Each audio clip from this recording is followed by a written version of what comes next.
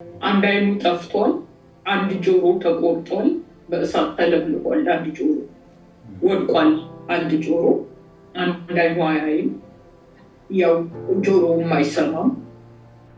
ልጆች በህይወታቸው ላይ ሲመጡ እናትም የኔን አባትም የኔን እምነት ይከተል ወደሚል መጀመሪያ ተስማምተው ሄዱና ከዛ በኋላ ግን ልጅ ሲመጣ ይሄ የመሳሳት ነገር ይሁን አይ ዶንት ኖ። እስቲ አንቺ ቦታው ላይ ስላለሽ ይሄ ነገር እናንተ ጋር ነበር ወይ?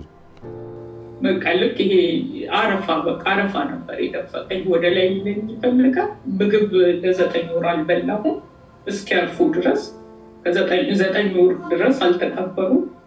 9 ወር ደግሞ ወደ መቃብር አልሄዱም ወይም አልተቀበሩም ነበረ ልጆችሽና ምንድን ነበር ምክንያቱ የቆዩበት?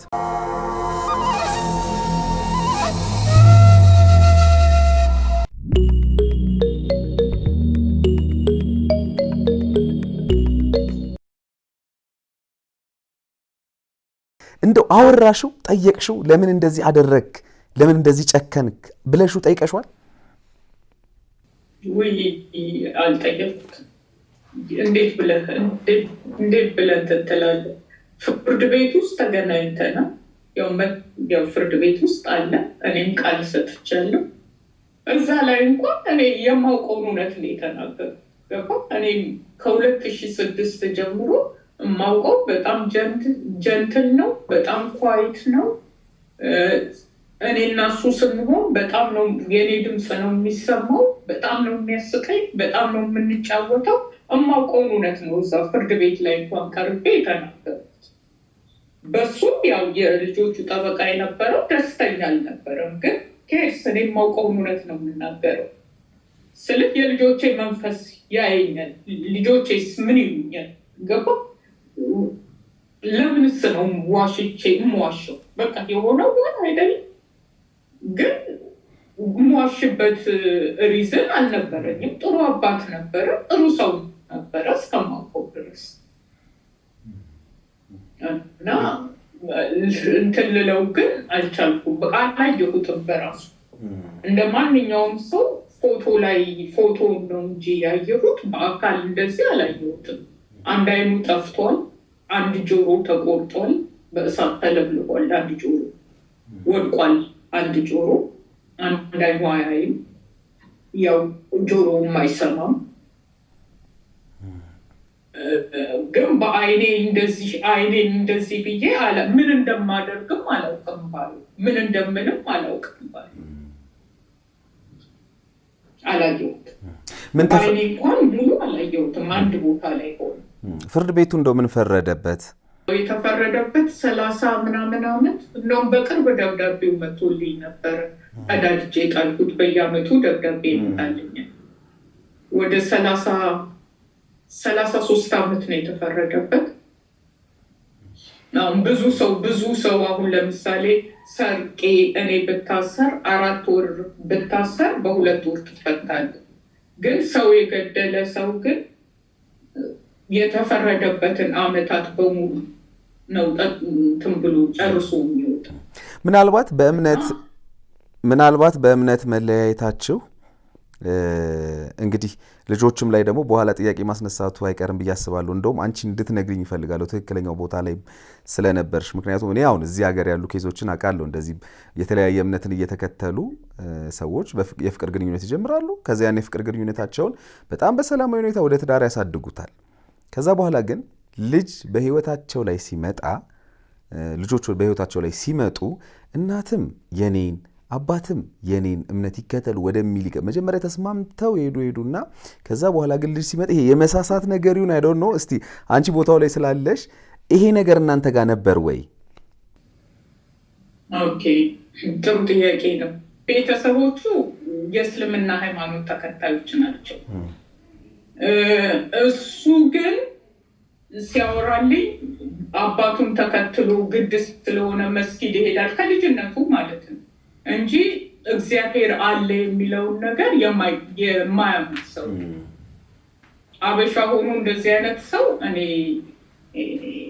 አለ ብዬ አላምንም። ስለ ሁሉም በሃይማኖቱ እግዚአብሔር አለ አላህ አለ ብሎ ነው የሚኖረው እኔ እስከማውቀው ድረስ ማለት ነው። እሱ ግን የዛ አይነት ችግር የለበት።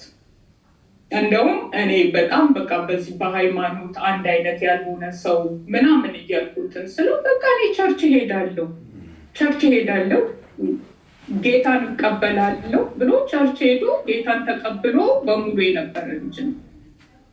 ከዛ እዛ ይከታተል ነበር ደህንነት ትምህርት እየተማረ እያለ በኋላ ላይ የሆነ ሰው የሆነ ስብከት ሲሰብክ ሰምቶ አልፈልግም ብሎ አቆመ እንጂ ቸርች ሄድ ነበር። ግን አይኑ አውቃለሁ ያንንም እኮ እግዚአብሔር አለ ብሎ አይደለም የሚሄደው የሆነ እኔን ለማስደሰት ብሎ ነበር የሚያደርግ የነበረው እና በሃይማኖት ችግር አልነበረብንም። እንደውም ይላል ልጆቼ ካቶሊክ ትምህርት ቤት ነበር የሚማሩት። ሁላችንም ክፍል እነሱም ክፍል መጽሐፍ ቅዱስ አለ። ማታ ማታ ቃል እናነባለን። አንዴ ሌኖር ክፍል፣ አንድ ቀን ሳሩስ ክፍል፣ አንድ ቀን እኔ መኝታ ቤት፣ እኛ መኝታ ቤት መጽሐፍ ቅዱስ እናነባለን። የልጆች መጽሐፍ ቅዱስ አለ እነሱ ጋር።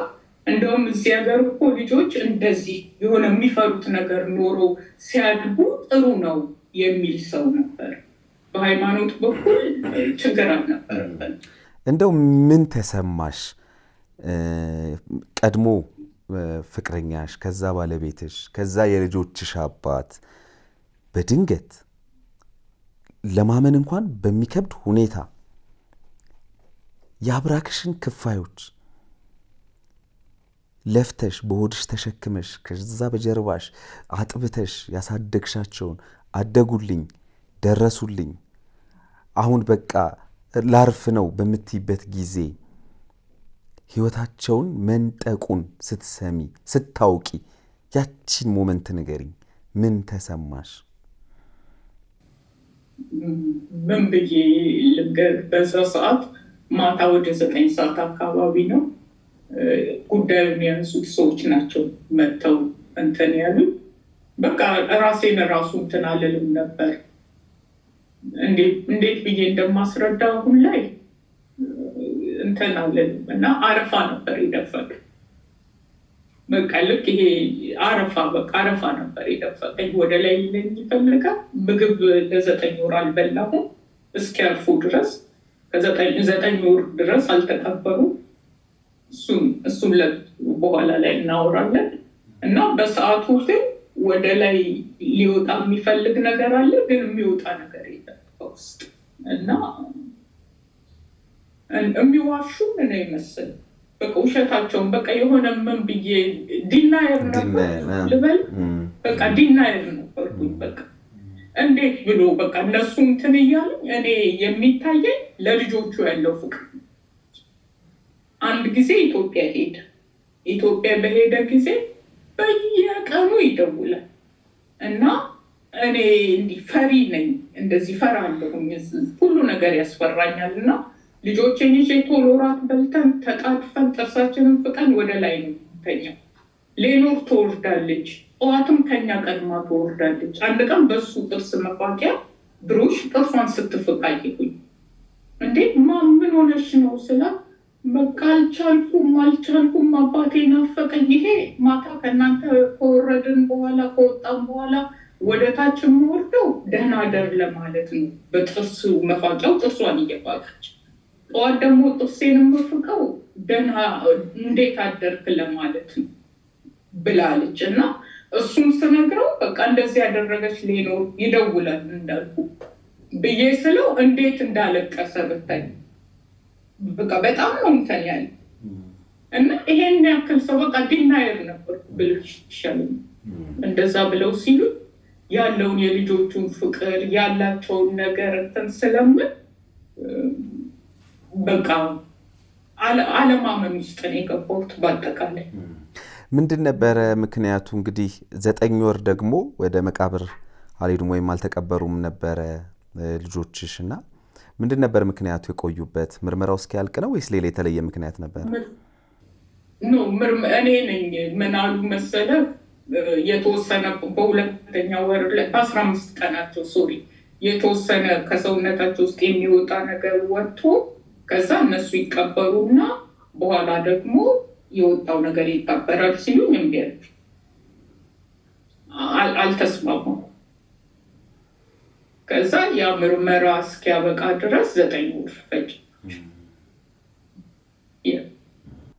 ከዛ በኋላ ግን አንቺ ይህን ካረጋገጥሽ በኋላ እንግዲህ የገዛ ባለቤትሽ የልጆች አባት የልጆችን ሕይወት እንደነጠቀ ስታውቂ፣ ከዛ በኋላ እሱ እንደተፈረደበት ስታውቂ፣ ፋይናሊ እንደው እንዴት ወደ ራስሽ ተመለስሽ? ምን አገዘሽ?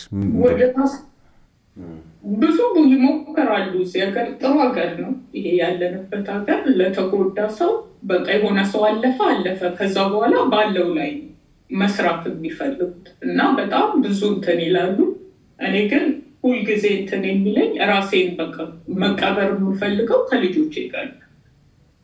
ለዛም ብዙ ነገር አድርጌያለሁ። አልሆነም፣ አልተሳካም እንጂ ልክ እነሱ ኦክቶበር 28 አልፈው እኔ ዲሴምበር 24 ወደ 100 ኪኒኖችን በአንዴ ውጬ በቃ ራሴን ወደ ላይ ይለኛል፣ አይሰማኝም ነበር። የእንቅልፍ ኪኒን፣ ይሄ ሜታዞፒን ምናምን የተሰጡኝን መድኃኒቶች በሙሉ አንድ ላይ ውጬ እንትን አልኩኝ። ያው ታመምኩ፣ በጣም ታመምኩ እና ሳይሆን ቀረ። ከዛም በኋላ ያው ብዙ ነገር እሞክራለሁ። በቃ ልጆችን ብቻቸውን እንትን እንዲሉ አልፈልግም ነበር። ሁልጊዜ በቃ እንትን እንደምል ነው። በዛም ምክንያት መርፌው ይወጋ ነበር፣ በየወሩ መርፌ ይወጋ ነበር። ያ መርፌ አደንዝዞኛል። የሆነ ሁሉ ነገር ህልም ነገር ነው የሚመስለኝ። የሆነ በቃ እንዴት ላስረዳ፣ በቃ ሁሉ ነገር ህልም ነው የሚመስለኝ። መርፌው በጣም አደንዝዞኛል። ከዛ በኋላ እኔ ስራ በሙሉ ስገባ ሜንታል ሄልዝ ውስጥ ነበር። ከሜንታል ሄልዝ ነው ከነርስ ጋር ወጥቼ ስራ የበፊት ስራዬ መስራት አልፈልግም። ምክንያቱም ሁልጊዜ እሱም ማውራት ሁልጊዜ በቃ ከዛ እንትን ውስጥ መውጣት ፈለግኩኝ እና ሌላ ቦታ ስራ ስገባ ከሜንታል ሄልዝ ወጥቼ ነው ከነርስ ጋር ሄጄ አፕላይ ያደረኩኝ በኦንላይን። ከዛ ለኢንተርቪው ከሆነች ነርስ ጋር ሄጄ ኢንተርቪው አድርጌ ተቀብለውን ከሜንታል ሄልዝ የወጣሁት ከዛ በኋላ ነው። ከዛ በኋላ ነው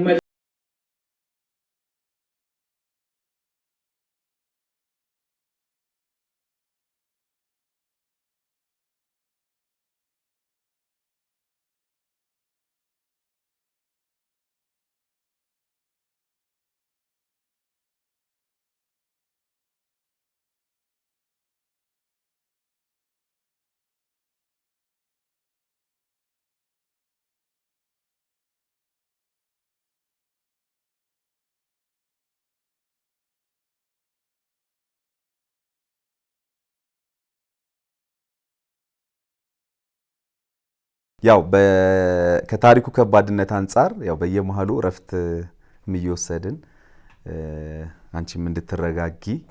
በነገራችን ላይ ይሄን ታሪክ ያው እንትኑን ሰምቻለሁኝ። በእርግጥ የት እንደሰማሁት አሁን በዚህ ሰዓት ማስታወስ ባልችልም ለዜናው አዲስ አይደለሁኝም። በእርግጥ ግን ዛሬ እንደ አዲስ ነው እየሰማሁ ያለሁት። በጣም ይረብሻል። እንግዲህ ከማውቃቸው በርካታ ታሪኮች ውስጥ እንግዲህ ምናልባት ይሄም ከባድ ውስጥ የሚገባ ነው ብዬ አስባለሁኝ። እና እስኪ ስለ ጀርመን ስለነበረው ህይወት ንገሪኝ እስኪ የምታውቂውን። ልጅ ነበረው ብለሽ ነበር? አዎ ልጅ ያለው ኢትዮጵያ ነው ልጅ ያለው። ኬንያ ለስራ ሄደ። ከዛ ተመልሶ መጥቶ ጀርመን በራሱ ሳይን አድርጎ ነው የሄደ እና እዚህ ጋር ማለት ለቤተሰቡም ለሚመለከተው ሁሉ መናገር የምፈልገው ለሱ ስደት ምክንያት እኔ አይደለም። እኔ ና ብዬ ያመጣሁት ሰው አይደለም። አባባሌ ገባ? እዚህ ሀገር ነው ብዙ በስደት በደንብ ስደትን ካወቀ በኋላ የማውቀው ሰው ነው እንጂ እኔ አሁን ብዙ ሰው የሚመስለው እኔ ያመጣሁት ነው የሚመስለው፣ ግን ነው እኔ ያላመጣሁትም። እኔ እዚህ እኔም እሱም እኩል አንድ ጊዜ ገባን። እሱም ከጀርመን አይደለም ከሆነች ምንድነው የምትባል ሀገር፣ ከዛ ነው ወደዚህ የመጣው። ሶሪ ረሷት የገሯን ሆንስትን ጀርመን አጠገብ ያለች ሀገር እና ከኢትዮጵያ ጀርመን ገባ። ሚስቱ ነፍሰ ጡር ነበረች ሲወጣ። እሱ ግን እንደገባ ጓደኛ ነበረው፣ ሴት ጓደኛ ይዞ ነበረ እና የሴት ጓደኛው እህት አለቻት እዛ ፋሚሊ ያላት ጀርመን ውስጥ እና አብረው እንዲሆኑ አይፈልጉም። ከእሱ ጋር አብራ እንድትሆን አይፈልጉም እና ልጅቷም ወረቀት አልተሰጣትም እና ስፔን ውስጥ ነበር የምትኖረው። ከዛ አንድ ቀን ሰው እሷ የምትኖርበት ቤት ውስጥ ሌላ ክፍል ውስጥ ሰው ተደብቆ ጠበቀውና ሊገሉት እንትን ሲሉ እሱ የሰውየውን አይን ወጋ በቢላ። ሰውየው በያዘው ቢላ አሁንም ምንም እሱ የነገረኝ ሰውየው በያዘው ቢላ አይኑን ወቅቶት ታሰረ።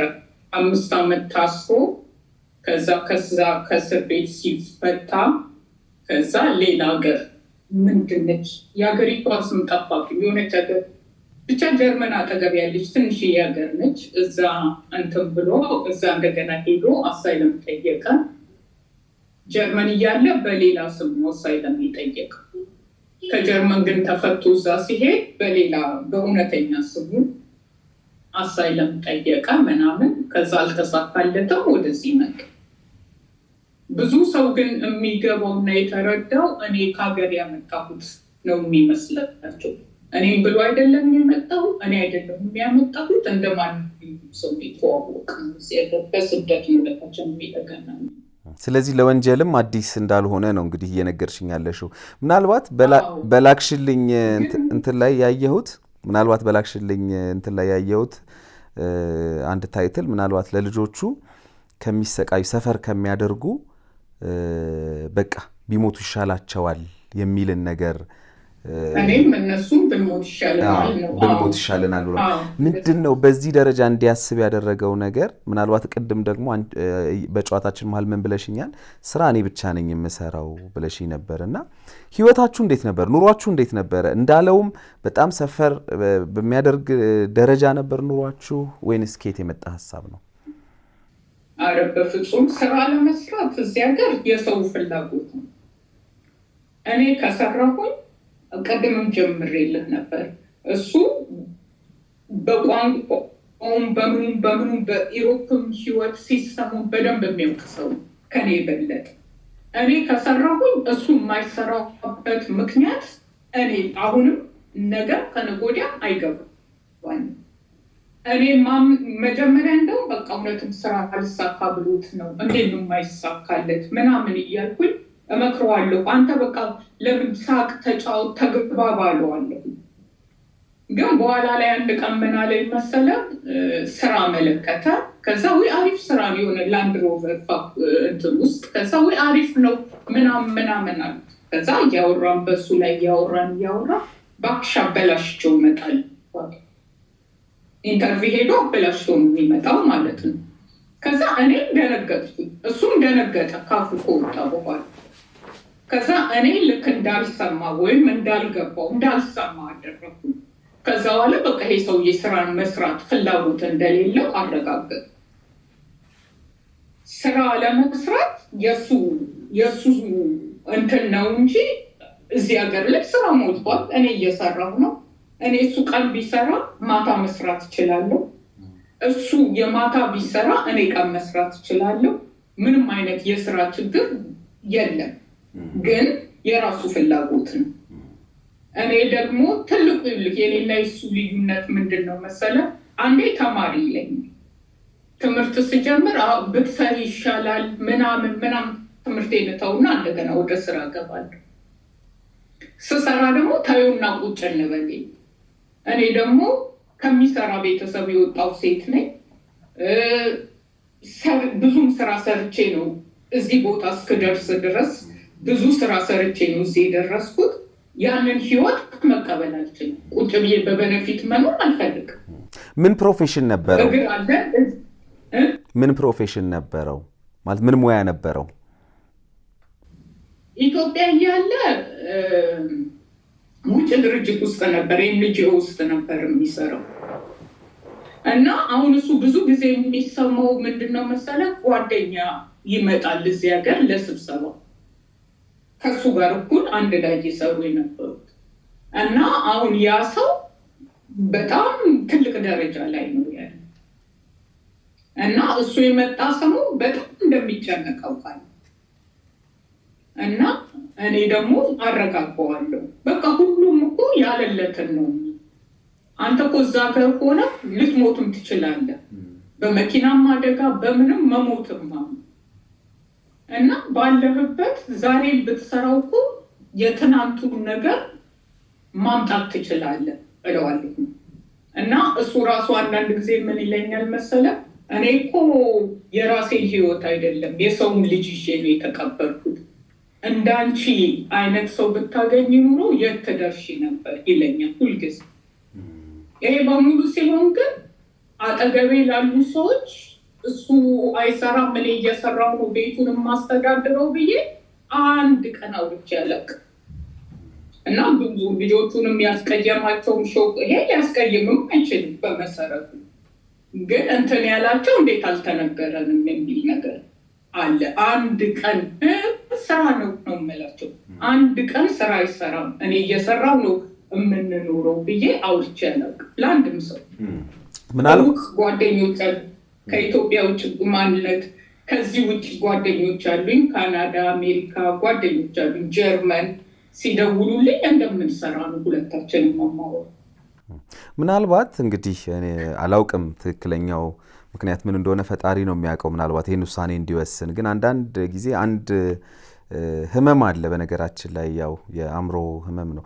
በጣም ልጆችን አብልጦ ከመውደድ ምክንያቱም አሁን በመሀል የምትነግሪኝ ነገሮች ለልጆቹ ያለውን ነገር መሳሳቱን፣ መውደዱን፣ ፍቅሩን የሚያሳይ ነገር ነው እና በጣም አጥብቆ እንደዚህ መውደዱ በራሱ የሚፈጥረው ነገር አለና ህመም ነው በነገራችን ላይ ህመም ነው። ቀጥተኛ የአእምሮ ህመም ነው፣ የአእምሮ እክል ነው።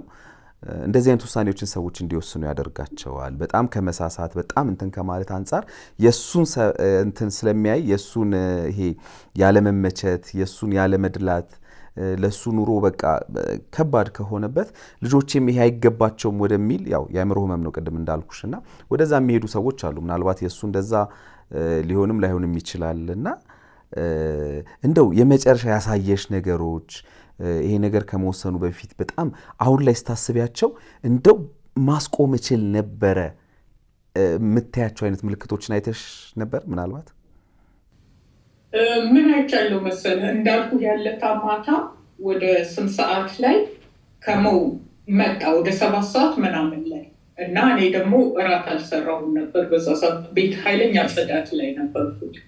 ከዛ እንደ ትናንትና የበላነው ምግብ በልቶ ወይ ሲጣፍጥ ምናምን ሲላው እርቦ እኮ ስለበላህ ነው ምናምን እለዋለሁ።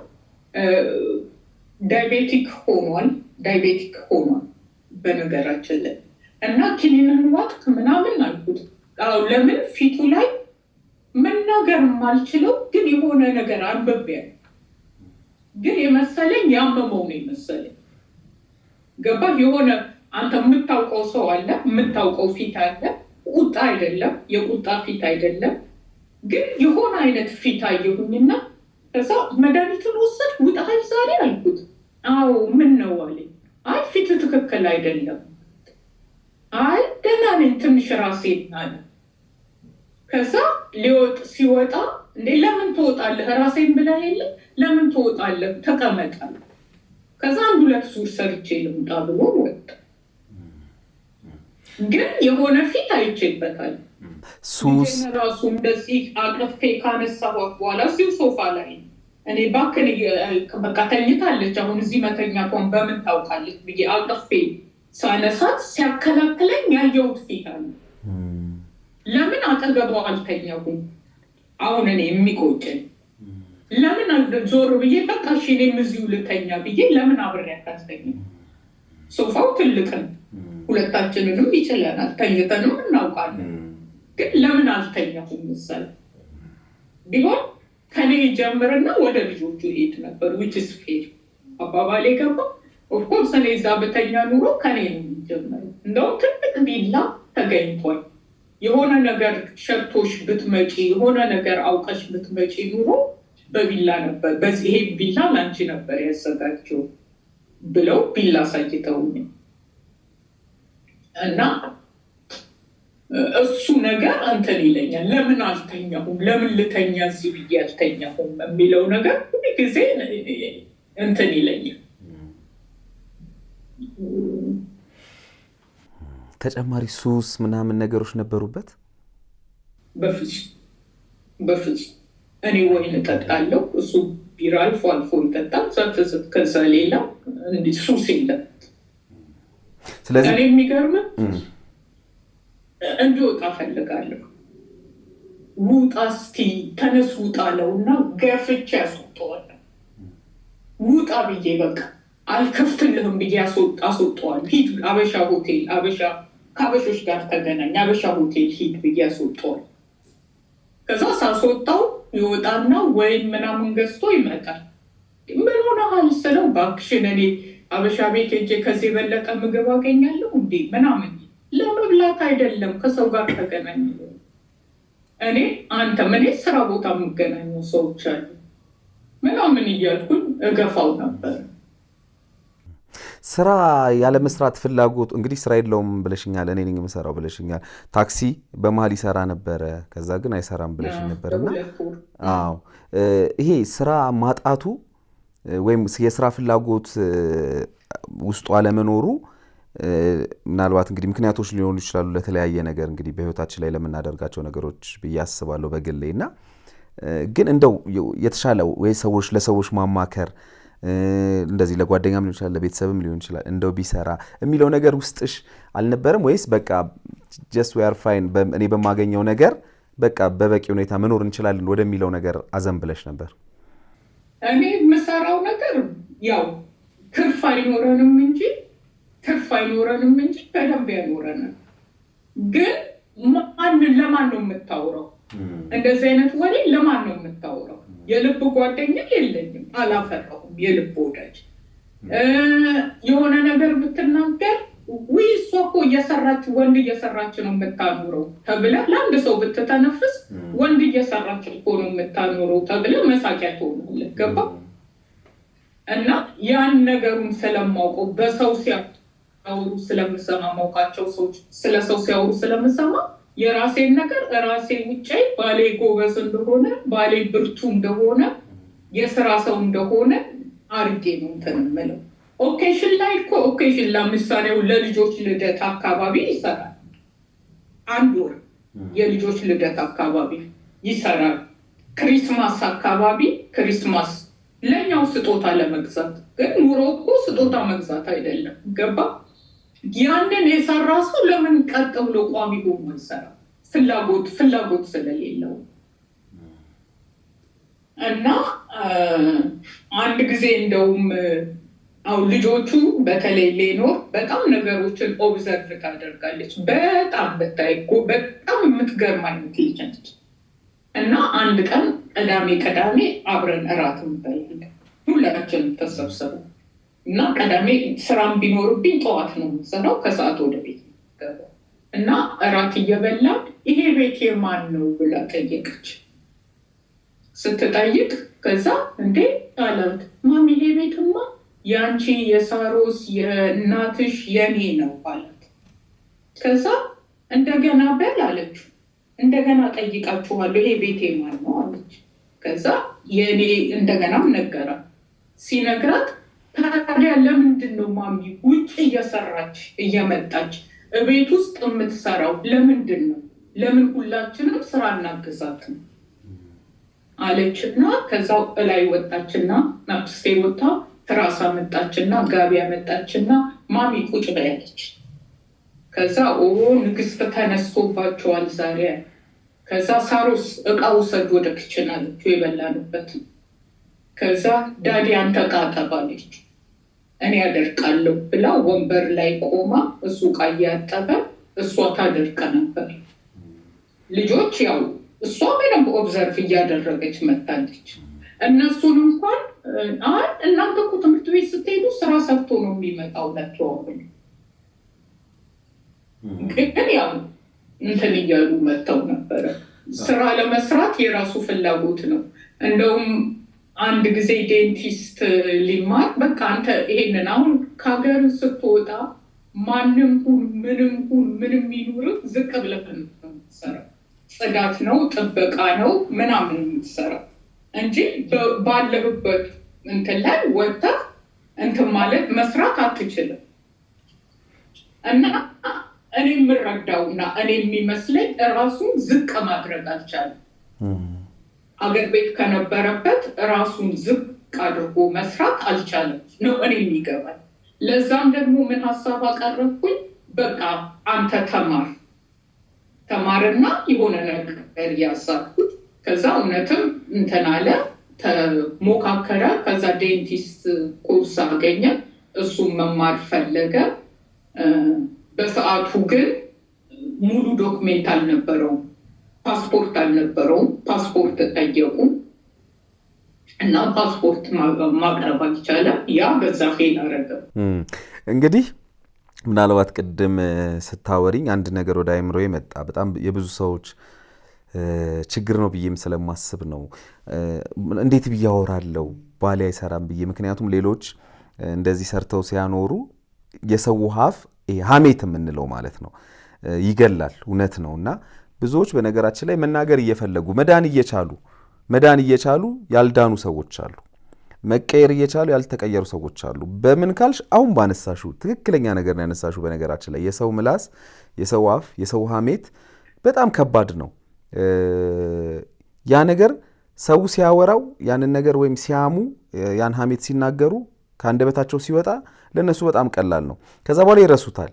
ለዛ ሰው ህመም ነው። እውነት ነው። ያ ሰው ግን ሁሌም እየታመመ ሁሌም ያን ነገር ባሰበ ቁጥር እየተሰቃየ ይኖራልና እንደው በዚህ አጋጣሚ በተለይ ደግሞ ከሀገር ሲወጣ ይህ ነገር የከፋም ይመስለኛልና እንደው በዚህ አጋጣሚ ይሄን የምትከታተሉ ምናልባት ተመልካቾቻችንም በዚህ ደረጃ ሰው ሊጎዳ ይችላል። በቃ ማለት እኔ በእርግጠኝነት የሆነ ነገር ይሰማኛል። እውነት ለመናገር እንደው እርግጠኛ ምክንያቱ ይሄ ነው ባልልም፣ ግን ይሄ ልጅ እንዳልሹ መቀበል ያልቻለበት እዚህ የነበረው ስታተስና እዛ ሲመጣ የገጠመውን ነገር መቀበል ባለመቻሉ የተፈጠረ ነገር ሊሆን ይችላል። ግን ከዛ ውጪ ደግሞ ምናልባት ለስራ የሚያነሳሳው ሰው ቢኖር፣ ይሄ በጣም ቀርቦ የሚያወራው ሰው ቢኖር፣ ልክ ይሄ የአንቺን ስሜት የሚረዳ ሰው አትሊስት የአንቺን ስሜት ተረድቶ ነገሮችን የሚቀይር ሰው ቢኖር ኖሮ ምናልባት ይህን ውጤት ላናገኝ እንችላለን ብዬ ገምታለሁና በያላችሁበት ሀገር በተለይ በሰው ሀገር እኔ ደግሞ አሁን አንተ ለሚስትህ ከአንተ የበለጠ የሚያነሳሳት ሰው የለም አይደለም? የቅርቧ እኔ አሁን እሱን ከኔ የበለጠ የሚያነሳሳው ሰው የለም። ሂድ ስራ እንደዚህ ብዬ ትግል ውስጥ አልገባም። እኔ ጸብ አልወድም፣ ጸብም አልችልበትም ከሰው ጋር። ሰዎች አሁን አንዳንድ ሰዎች ኃይለኛ ነች ይሉኛል። ኃይለኝነቴ ግን ምን መሰለህ የጎን ንግግር አልወድም ምናምን። የሆኑ ሰዎች እርቤ የሆነ ነገር ካየሁባቸው እንዲህ ነው እንዲያ ነው አልልም፣ እርቃለሁ። ኮምፕሊትሊ እርቃለሁ። ደግሜም ዞር ብዬ ላይ እኔ ማለት ያ ነኝ እና ጸብ አልፈልግም፣ አልችልበትም። እንዳልኩ በተዘጋ ግቢ ነው ያደግኩት። እንደዚህ ጸብ ከልጅ ጋር ወጥቶ ተደባድበኝ ከሰላምቴ ውስጥ ገብቼ አላውቅም እና እሱንም የሆነ እንዲህ ጭቅጭቅ ውስጥ መግባት አልፈልግም። እነግረዋለሁ፣ ግን ምሳሌ ልሆነው ሞከርኩ በጣም። እንግዲህ እዚህ ሀገር ልጆች ይዘህ 14 ሰዓት መስራት፣ ያንን 14 ሰዓት ሰርቼ ያለምሰገድ በእግዚአብሔር ፊት እውነት ነው የምልህ፣ በልጆቼ መንፈስ ፊት ነው ነገር ቤት ገብቼ ገላይን ታጥቤ ለነገ ምግብ እቤት ነው የማጸደው። ስንት ሰዓት መሰለህ የምተኛው? 1 ሰዓት ተኩል ምናምን ነው የምተኛው። ለነገ ምግብ ለሱም ለልጆቹም ምግብ ሰርቼ ምግብ አዘጋጅቼ ቤቴን አጽድቼ ምን ብዬ የልጆች ልብስ የሚታጠበውን አጥቤ ማድረቂያ ውስጥ ከትቼ አውጥቼ አጥፌ እኔ ስለምሰራ ልጆቼን ቆሽሸው ቆሻሻ አልወድም። በተፈጥሮ ቆሻሻ አልወድም እና ሁሉ ጊዜ ልጆቼ እንደጸዱ ነው የሚሄዱ። የሚገርም የለበሱትን ልብስ አሁን ሱፐር ማርኬት እንሄድ ብለን ወክ አድርገን የምንሄደው ሱፐር ማርኬት አለ። እዛ ቱታ ምናምን ለብሰው ከሄዱ ስለለመዱ ሲመጡ ውልቅ አድርገው ቅርጫት ውስጥ ነው የሚያደርጉት። ለምን ደግሞ መልበስን አላስለመድኳቸው እና እንደዛ እንትን ብዬ በቃ እሱ ብርታትን እንዲማር እንዴ ለካ ሰው እና አንቺ ፌሮ ነሽ ይሄ ጉልበት ከየት መጣ ይለኛል ሁልጊዜ። እና አንተ ነው የምታሳየው ለሚስትህ ከአንተ የበለጠ ሰው የለም፣ ለእሱም ደግሞ ከኔ የቀረበ የለም። ግን ምንድን ነው እንደው ምናልባት ሌሎችም እንዲማሩበት ስለምፈልግ ነው። ትክክል ነሽ አንቺ ባንቺ በኩል እኔ ምንም ስህተት አላየሁኝም። እውነት ለመናገር ማለት እንደ ሴትም እንደ እናትም እንደ ሚስትም ነገሮችን ለማስተካከል ብዙ ርቀት ሄደሻል።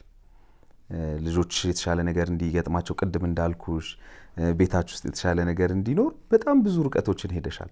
ግን አንዳንዴ በህይወታችን ደግሞ ቆም ብለን መፈተሽ መቻል አለብን። እኔ በዚህ ደረጃ እየለፋው እኔ በዚህ ደረጃ እየደከምኩ ማለት አንዳንዴ ኖርማል የሆነና ኖርማል ያልሆነ ነገርን መለየት መቻል አለብን ብዬ አስባለሁ። ለሌሎች ነው ይሄንን የምናገረው፣ ምክንያቱም እኔ ምልክቶች ነበሩ ብዬ አስባለሁ። አሁን እንግዲህ አንድ ጤነኛ አእምሮ ያለው ሰው የልጆች አባት የሆነ መቼም በነጠላ ጊዜያችሁ ችግር የለውም። ልጅ ወደ ህይወታችሁ ሳይመጣ ሰራችሁ አልተሰራችሁ መንግስት እየጦራችሁ እየደጎማችሁ ብትኖሩ ባትኖሩ ዋቴቨር ችግር የለውም ልንል እንችላለን። ያ ነገር በቂ ነው ብለን እናስባለን። ልጆች ወደ ህይወታችን ሲመጡ ግን ትልቅ ኃላፊነት ነው በህይወታችን ላይ ያለው፣ በህይወታችን ላይ የምንቀበለው። ከኛ የሚጠብቁ የኛ መኖር የሚያኖራቸው፣ የኛ ደስታ የሚያስደስታቸው፣ የኛ ሀዘን የሚያሳዝናቸው የሆኑ ሰዎች አሉ ማለት ነው። በእኛ መዳፍ ስር ያሉ፣ በእኛ ቁጥጥር ስር ያሉ ሰዎች አሉ ማለት ነው አይደለ? ልጆቻችን ማለት ውጭ ሀገር ለዛውም እንግዲህ ባደጉት ሀገራት አንቺ ደግሞ የበለጠ ታውቂዋለሽ፣ በደንብ ኤክስፒሪየንስ አድርገሽዋል ብዬ አስባለሁኝ። እና ልጆችን እንኳን በአግባቡ እንኳን ካላሳደግሽ መንግስት ይነጥቅሻል፣ ይወስዳል መንግስት። ይሄ ባለበት ሁኔታ ውስጥ መስራት አለመፈለግን ስናስተውል፣ የሆነ ለነገሮች ግዴለሽ መሆንን ስናስተውል ቆም ብለን ማየት መቻል አለብን። ይህ ጤነኛ አካሄድ አይደለም ብለን መቆም መቻል አለብን ብዬ አስባለሁኝና አይ ቲንክ አሁን ይሰማሻል ብዬ አስባለሁ አይደል? እንደዚህ አይነት ነገሮችን በጣም ብዙ ነገሮች ነበሩ። ፕሊስ አታልቅሽ፣ አይዞሽ። ብዙ ነገሮች ነበሩ ግን እኔ አልገባኝም በሰዓቱ። እኔ የምፈልገው ልጆቼ በእናቱም በአባቱም ፍቅር ማደግ እንዳለባቸው አምናለሁ። ያን ፍቅራቸውን መንካት አልፈልግም። ለምን የልጆቹን ነገር ስለማይ እሱ ለልጆቹ ያለውን ነገር ስለማውቅ ያን ነገራቸውን በፍጹም መንካት ማሳጣት አልፈልግም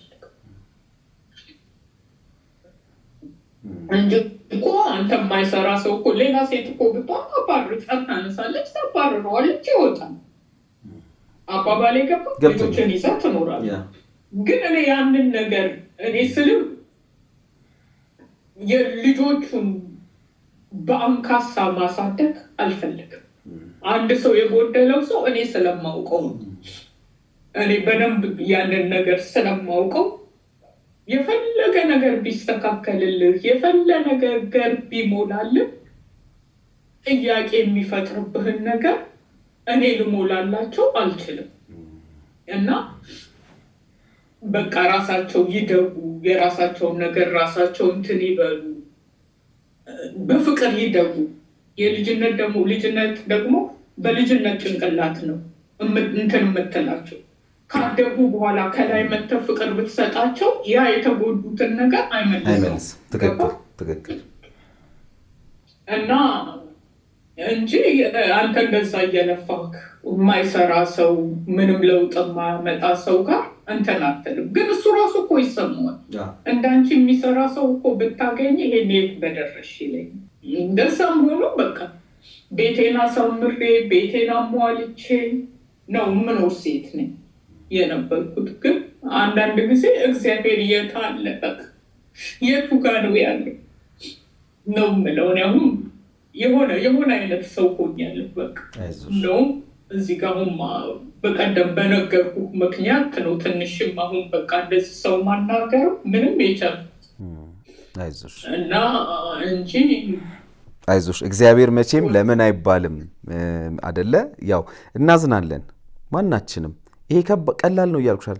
በጣም ከባዱን የህይወትሽን ከባዱን ነገር ነው እያሳለፍሻለሽ። ማንም ሰው ያብራኩን ክፋይ አይደለም። ሌላን ሰው ቢያጣም ያዝናል። ማንም ሰው ይጎዳል። ምንም ጥያቄ የለውም። ይሄ ግን መቼም እግዚአብሔርን አምላካችንን እያማረርን ደግሞ ራሳችን ላይ ሌላ ችግርን መፍጠሩ ወይም ተስፋ መቁረጡ ደግሞ ተገቢ ነው ብዬ አላስብም። ምክንያቱም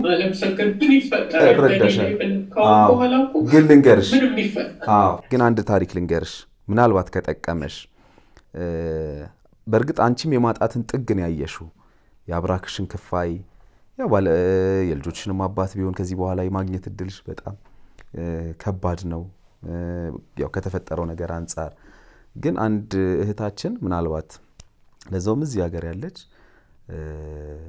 እርጉዝ ነበረች እና እርግዝናዋን በጥሩ ሁኔታ እየተከታተለች የነበረች የሞልጃ ቀኗን እየቆጠረች የነበረች ልጅ ከዛ በኋላ ልትወልድ ስትል ግን ከተባለው ቀን በፊት በተባለው ቀን ልትወልድ ስትል ግን ያው ሆዷ ውስጥ ያለውን ልጅ መውለድ እንደማትችል ነበር የተነገራት። ያ ብቻ አይደለም ሰው አንቺ መትረፍ አለብሽ ተብላ ያው ሆዷ ውስጥ ያለውን በጣም ጓጉታ የነበረውን የመጀመሪያ ልጇን ማየት ሳትችል ቀረች። ያ ነገር የፈጠረው ሐዘን ባለቤቷ ራሱ እንዲያጠፋ ነው ያደረገው። ወዲያውኑ ባለቤቷ ራሱን አጠፋ በቀናቶች ልዩነት። ከዛ በወራቶች ልዩነት እህቷን አጣች። በወራቶች ልዩነት እናቷን አጣች። በ6 ወር ውስጥ በህይወት ላይ በምድር ላይ ያሏትን ነገሮች በሙሉ አጣች ማለት ነውና እነዚህ ነገሮች በሙሉ አታ እነዚህን በምድር ላይ ያሏትን ነገሮች በሙሉ አታ እንግዲህ መቼም እሷ እግዚአብሔርን ብታማርር አይፈረድባትም ነው የምንለው አይደል? በቃ ያላትን ነገር በሙሉ አታለች። አዎ ግን ለምክንያት ነው። ምናልባት ለብዙዎች ጥንካሬ እንድትሆን ለብዙዎች ብርታት እንድትሆን ዛሬ ጠንካራ ሆና በቃ ነገ የተሻለ ነው ብላ ትኖራለች። አስተማረችን። በሷ ታሪክ ብዙ ሰው ተማረ። ዛሬም ይሄ ይታየኛል አንቺ ላይ። ከባድ ነው ማለት እኔ እረዳዋለሁ። ልጅን ማለት እንኳን እንደዚህ አተሽ ሲያማቸው እንኳን ስሜቱ የተለየ ነው። ለእናት ሲሆን ደግሞ ያ በጣም የበለጠ እንትን ያደርጋል ብዬ አስባለሁኝና አሁን ራስሽንም እየጎዳሽ እንደሆነ ነው እኔ የሚሰማኝ።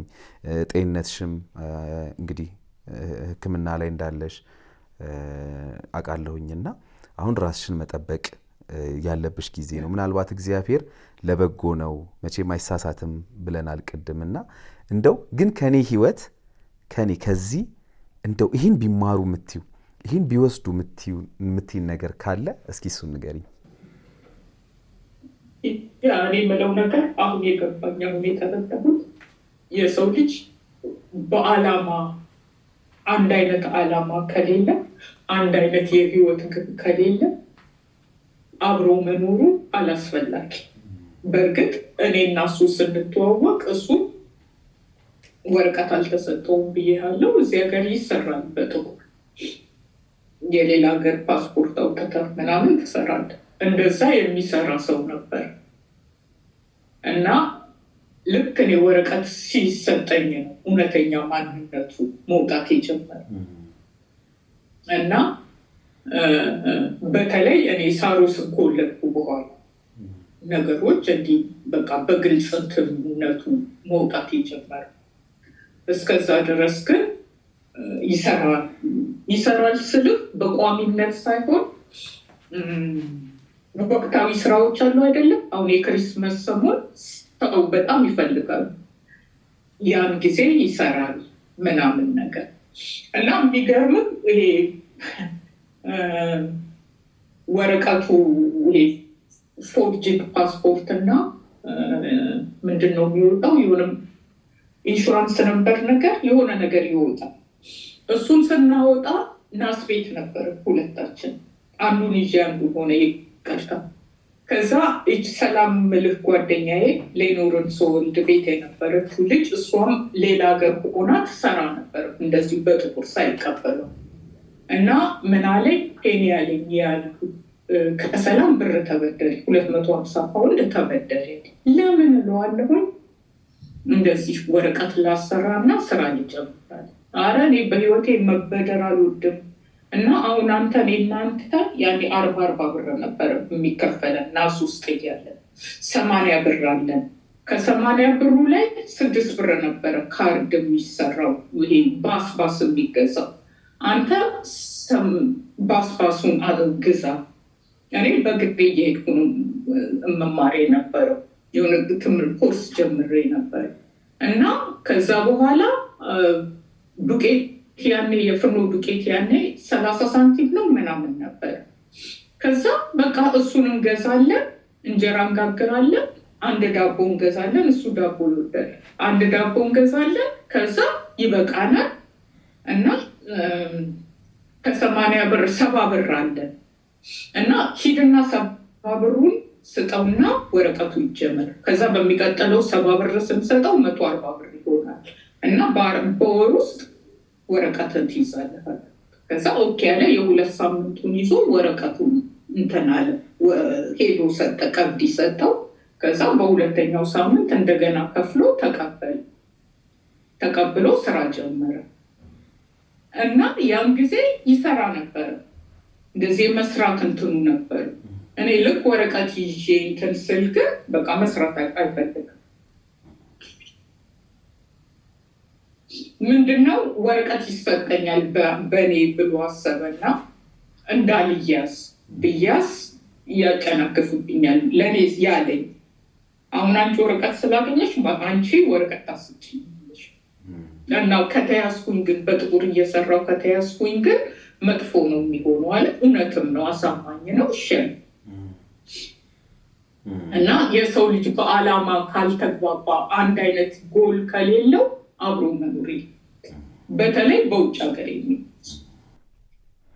አይዞሽ እንግዲህ አይዞሽ፣ ጠንካራ ሁኚ፣ ለበጎ ነው። ቅድም እንዳልኩሽ ያው ህይወት ይቀጥላል። በነገራችን ላይ በማንኛውም መልኩ ያው ህይወት ይቀጥላል እና ምናልባት እንግዲህ አንቺ ደግሞ ለሌሎች ጥንካሬ፣ ለሌሎች ብርታት ነው የምትሆኙ። በእርግጠኝነት የምነግርሽ በዚህ ታሪክ ብዙዎች ይማራሉ ብዬ ማስባለሁኝ። በየትኛውም ሰዓት ደግሞ በየትኛውም ጊዜ ደግሞ እኛ አብረንሻለን።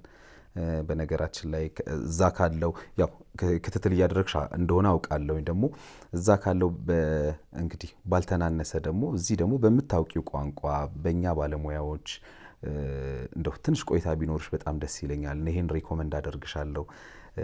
በነፃኛ እናገለግልሻለን። ኤኒታይም ምንም አይነት የስሜት መለውጦች፣ የስሜት መረበሾች ቢከሰቱብሽ በየትኛውም ጊዜ በየትኛውም ሰዓት ልታገኝን ትችላለሽ። ባለሙያ አሬንጅ እናደርግልሻለን። ምንም ነገር አታስቢ። ግን ያው አንዳንዴ መኖራችንን ለምክንያት ነው ማለት አለብንና እግዚአብሔር ለምክንያት ነው ያኖረሽ። የደረሰብሽ ነገር ነው። በዛ ሰዓት እኮ ምግብ አልበላም ነበር።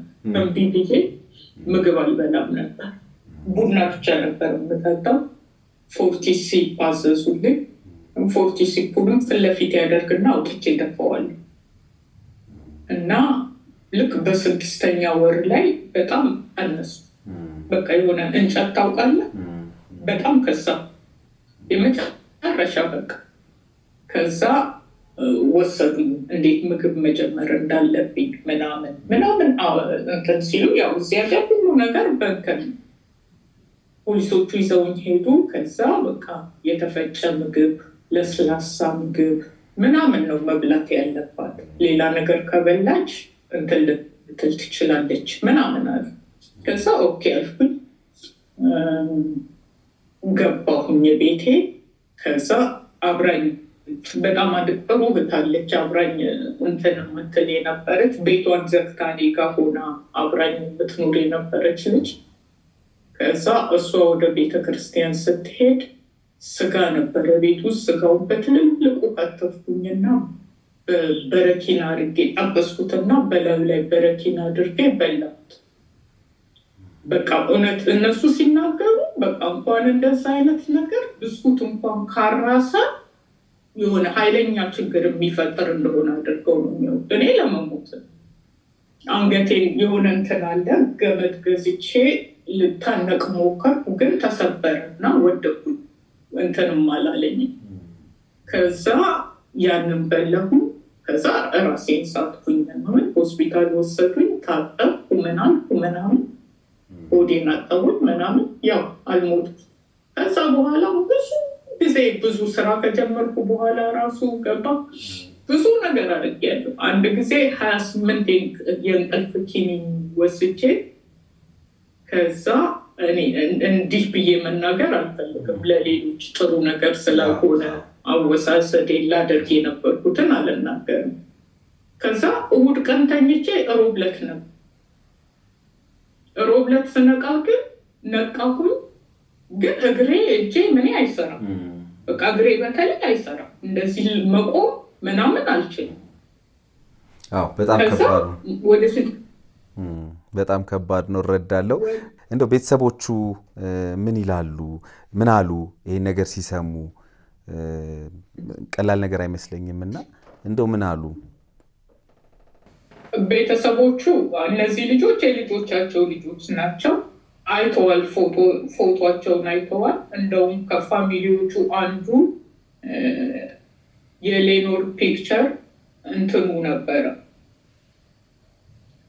እና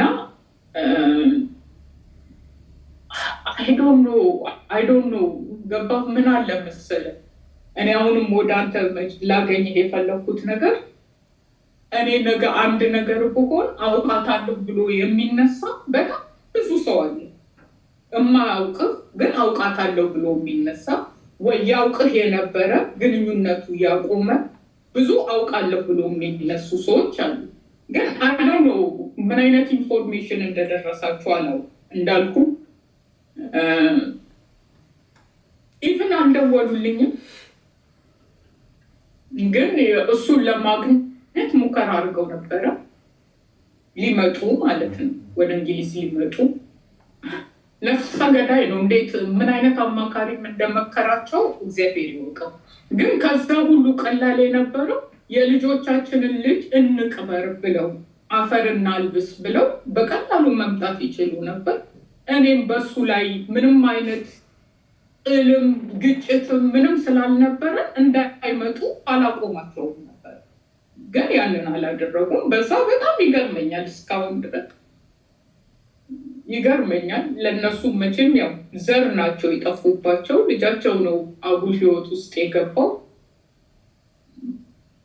ግን አሁንም በዚህ አጋጣሚ ልተውላቸው የምፈልገው፣ እኔ የእሱ የህይወት እንትን ማለት እኔ ምክንያት አይደለሁም። እኔ አላመጣሁትም። እኔም ብሎ አልተሰደደም። ስደት ጠግቦ ነው ያገኘሁት። እንግዲህ የልጆችሽ ነፍስ በአጸደ ገነት ይረፍ። ለአንቺም መጽናናቱን እመኝልሻለሁ። ሁል ጊዜም በፈለግሽው ጊዜ ልትደውይልኝ ትችያለሽ። አይዞሽ፣ ሁሌም ከጎንሽ አለው። ማመስገን የምትፈልጊያቸው ሰዎች ካሉ እንደው በቃ ይሄን አታድርጉ የምትይንም ነገር ካለ፣ ይሄን አድርጉ የምትይንም ነገር ካለ እድሉ ልስጥሽ። ያ ይሄን አታድርጉማ እንዴት ይባላል? አታውቀውም። የሆነ ነገር እኮ በህይወት እስካላለፈ ድረስ አይታወቅም። ብናውቀውማ ኑሮ ማንም አይጎልም ነበር።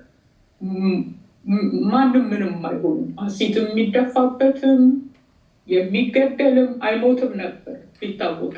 ይሄ የኔ አመለካከት ነው። ግን አንዳንድ ጊዜ ደግሞ አንዳንድ ሬድ ፍለጎችን ችላ ባንላቸው ነው። ያው ለሱም እኮ ብዙ ምክንያት አለ ችላ የምትልበት። ግን የሆነ ነገር ስናይ የእውነት አተኩረን ብናይ እላለሁ። ከኔ ህይወት ከህይወት ኤክስፒሪየንስ ማለት ነው። ሌላ እንግዲህ ምን እላለሁ ብለን ነው፣ እግዚአብሔር ልብ ይስጠን። ሌላ የሚባል ነገር የለም። ማስተዋል ይስጠን።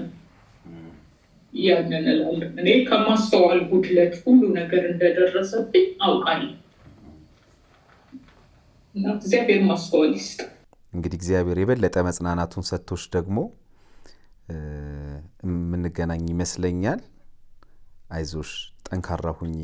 በጣም ነው ግን ማመሰግንሽ የእውነት ታሪክሽን ይሄን ሲያስቡት ራሱ የሚያም ምንም እኔ በቃ አልፈርድ ብታለቅሺ በየሰዓቱ ቢቋረጥ ምንም በጣም እረዳሻለሁና ምን ያህል ስሜትሽ እንደተጎዳ ምን ያህል ልብሽ እንዳዘነ እረዳለሁኝ ይገባኛልና አይዞሽ እግዚአብሔር አምላክ መጽናናቱን አሁንም ይስጥሽ ያጠንክርሽ ያበርታሽ ለሌሎች አንቺ ምክንያት ትሆኛለሽ ብዬ አስባለሁ ምናልባት ሌሎች ነፍሶች እንዳይጠፉ እንደዚህ ይሄን ሰምቶም የሚመለስ የሚቆም ይኖራል ብዬ አስባለሁና ሌሎች ሀዘኖች በሌሎች ቤቶች እንዳይገቡ ምክንያት ትሆኛለሽ ብዬ አስባለሁኝ እግዚአብሔር ያክብርልኝ በጣም ነው የማመሰግንሽ እንገናኛለን መልካም ጊዜ ይሆንልሽ አመስገኛ ላበቃሁኝ ሩታ ካሳይን እጅግ አድርጌ አመሰግናለሁ ራሂማ የምትባል እሷም በጣም አድርጌ አመሰግናለሁ ትዕበን አመሰግናለሁ ኤደን ልዑልን እስከ ህቷ ኤልሳ አበራ የምትባል በታሪክ ኢትዮጵያ እጅግ አድርጌ አመሰግናለሁኝ ኤደን አበራ ፓስተር ኢሳያስን እጅግ አድርጌ አመሰግናለሁ እና አንድ በጣም የሚረዳኝ የሚያግዘኝ ጥሩ ወንድም ያለ ሳሙኤል የሚባል እሱን አመሰግናለሁ ርብቃ የምትባል ጎረቤት አለችኝ ወርቋ የሚባሉ ጎረቤት አሉኝ እነሱን እጅግ አድርጌ አመሰግናለሁ እኔ ደግሞ አንቺን በጣም አድርጌ አመሰግናለሁ አንተንና ቲሞችንም በአጠቃላይ በእውነት እጅግ አድርጌ አመሰግናለሁ እሺ መልካም ጊዜ ቪዲዮ ልኬልሃለሁ ደርሶኛል አይቼዋለሁ እሺ አመሰግናለሁ እሺ ቴንክ ዩ ባይ አመሰግናለሁ ባይ እንግዲህ የተከበራችሁ ተመልካቾቻችን ከዛሬው ባለ ታሪካችን ጋር ያደረኩት ቆይታ ይሄን ነው የሚመስለው ለብዙ ታሪኮች ለብዙ ቤተሰቦች ትምህርት እንደሚሆን ግን አስባለሁ በተለይ በውጭ ሀገራትም ያላችሁ ኢትዮጵያውያን እንደው በቀናነት በመልካምነት ለሰዎች ችግር ብንደርስ ብንረዳዳ ብንሰማቸው ከሐሜት ይልቅ እንደዚህ ነው እንደዚህ ናት ከማለት በዘለለ እንደው ብንሰማቸው ብናዳምጣቸው ብንቀርባቸው እንደዚህ አይነት አሰቃቂ ነገሮችን የመስማት እድላችን ይቀንሳል ብዬ አስባለሁ በእርግጥ የሰዎችን ችግር የምትሰሙ የሰዎችን ችግር የምትረዱ ለሰዎች ችግር ቶሎ የምትደርሱ በጣም በርካታ ኢትዮጵያውያን እንዳላችሁ አውቃለሁ ግን ደግሞ ጥቂት የማይባሉ ልክ ባለ ታሪካችን እንደገለጸቻቸው አይነት በሰዎች ችግር የሚሳለቁ በሰዎች ችግር የተለየ የራሳቸውን መንገድ የሚፈልጉ ደግሞ ሰዎች እንዳሉ እናውቃለንና ይህ ምናልባት ለምንሰማቸው አሰቃቂ ዜናዎች መነሻ ሊሆን ይችላልና ከዚህ ድርጊት እንደው ሁላችንም ታቀበን እንደው እግዚአብሔርን አምላካችንን በምታምኑት እምነት ሁሉም ሰው በሚያምነው እምነት መቼም ሁሉም እምነቶች አንድ የጋራ የሆነ መርህ አላቸው ባንተ ላይ ሊደረግ የማትፈልገውን ወይም የማትወደውን ነገር በሰው ላይ አታድርግ የሚል መርህ አላቸውና በእኛ ላይ ሊደረግ ማንፈልገውን እኛ ላይ ቢሆን የሚያመንን ነገር ሰዎች ላይ ሲሆን ማየት የለብንምና ከዛ አንፃር እንደው ሁላችንም ለችግር ደራሽ እንደምንሆን ተስፋ አደርጋለሁኝ ግን እንደ ባለ ታሪካችን አይነት ታሪኮች የብዙዎች ታሪክ ነውና ለሁላችሁም እንግዲህ በልብ ስብራት ውስጥ ላላችሁ በሙሉ መጽናናቱን እንመኛለን በሌላ ጊዜ በሌላ ታሪክ እንገናኛለን እኔ አለምሰገድ ታደሰ ነኝ መልካም ጊዜ